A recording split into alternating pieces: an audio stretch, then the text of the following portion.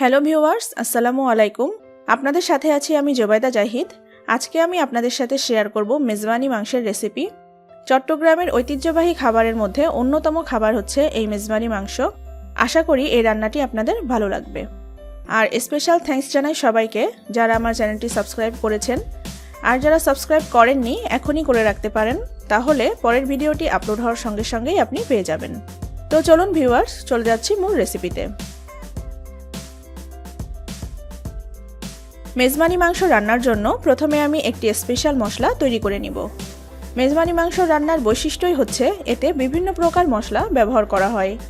আমি এখানে নিয়েছি 2 চা চামচ সাদা সরিষা। সরিষা অবশ্যই সাদা সরিষা নিতে হবে।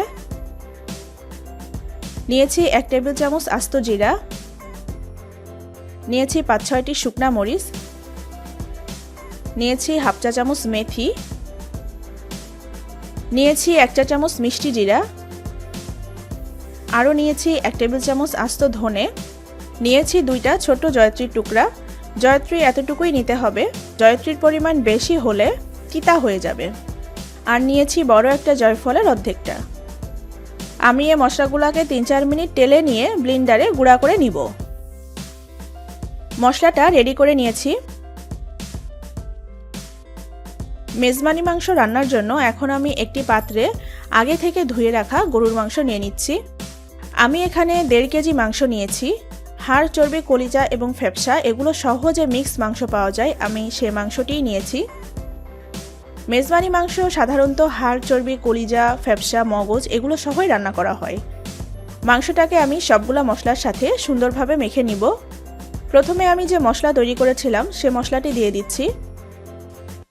এখন দিয়ে দিচ্ছি 3 টেবিল চামচ রসুন পেস্ট। এবার দিচ্ছি 3 টেবিল চামচ আদা পেস্ট।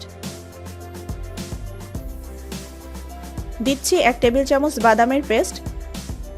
দিচ্ছি 2 টেবিল চামচ নারকেল বাটা। এখন দিচ্ছি 1 টেবিল চামচ লবণ। লবণটা আমি পরে আবার চেক করে নিব।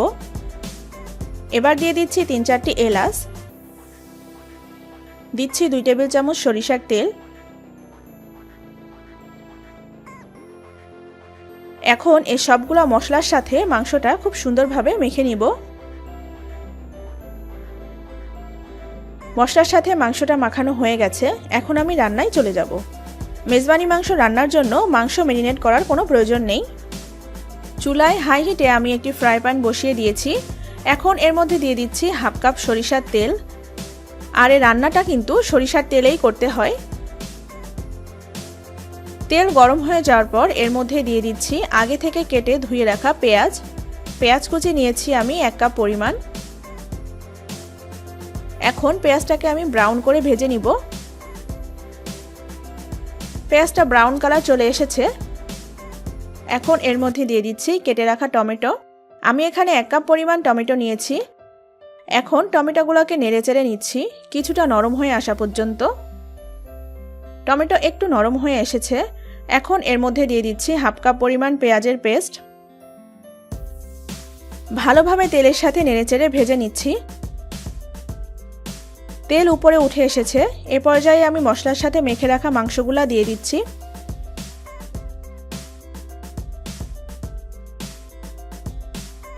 পেঁয়াজ ও টমেটোর সাথে আমি মাংসগুলাকে নেড়েচেড়ে মিশিয়ে নিচ্ছি।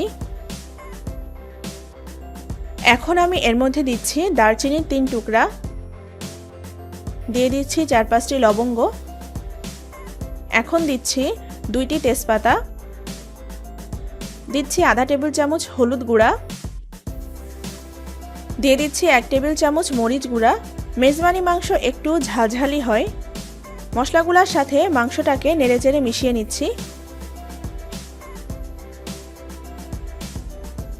এখন হাই হিটে 20 মিনিট ঢেকে আমি মাংসটাকে রান্না করব।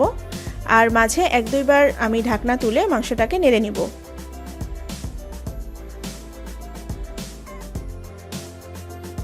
ফিরে এলাম 20 মিনিট পর। আমি মাংসটাকে ভালোভাবে নেড়েচেড়ে কষিয়ে নিচ্ছি। আর মাংস থেকে যে পানি বের হয়েছিল সেটা অনেকটা টেনে গেছে। এখন এর মধ্যে আমি পানি দিয়ে দিচ্ছি 1 কাপ পরিমাণ। পানি দেওয়ার পর নেড়েচেড়ে নিচ্ছি।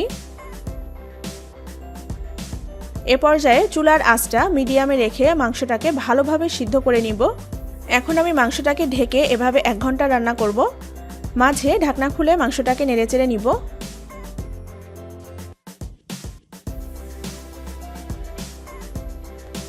ফিরে এলাম 1 ঘন্টা পর। মাংসটা খুব সুন্দরভাবে সিদ্ধ হয়ে গেছে। মাংসটা নেড়েচেড়ে এর মধ্যে দিয়ে দিচ্ছি হাফ চা চামচ গরম মশলা গুঁড়া। নেড়েচেড়ে গরম মশলা গুঁড়া মাংসের সাথে মিশিয়ে নিচ্ছি। এখন আমি চুলাটা বন্ধ করে আবার ঢেকে দিচ্ছি 5 মিনিটের জন্য। ফিরে এলাম 5 মিনিট পর। অসাধারণ একটা সুন্দর স্মেল বের হচ্ছে। তো ভিউয়ার্স, তৈরি হয়ে গেল আমার খুব টেস্টি মেজবানি মাংস। আশা করি ভালো লেগেছে আমার আজকের এই রেসিপিটি ভালো লাগলে অবশ্যই লাইক এবং শেয়ার দিবেন। ভালো থাকবেন সবাই। আল্লাহ হাফেজ।